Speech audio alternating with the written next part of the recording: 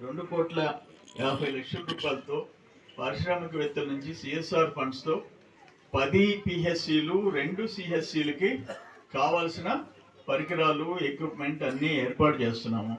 నిన్న బీసీ హాస్టల్లో అక్కడ బీసీ రెసిడెన్షియల్ స్కూల్లో బెంచ్లు లేవయ్యా, గొలగమూడిలో బెంచ్లు లేవు, ఆడ కూర్చునే దానికి ఇంకేవో లేవు, ఎక్విప్మెంట్ లేదు అంటే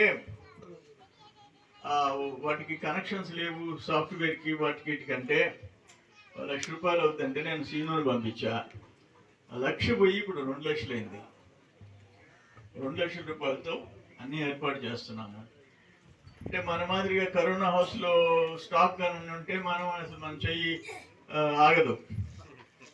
మనకి ఏ రోజుకి ఆ రోజు కదా, ఏ పూటకి ఆ పూట మన పరిస్థితి. దాన్ని చేశాము.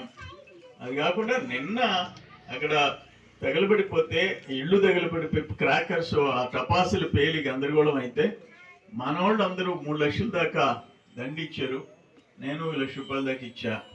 మనోళ్ళు చిన్న వాళ్ళు అందరూ మన పార్టీ నాయకులందరూ మోర్ దాన్ 3 lakhs ఇచ్చారు.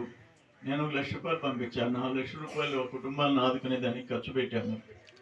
దీంట్లో వడ్లపూడి పంచాయతీలో మన టైంలో 52 ఎకరాలకి పట్టాలు ఇచ్చాము. పాస్బుక్స్ ఇవ్వాలా.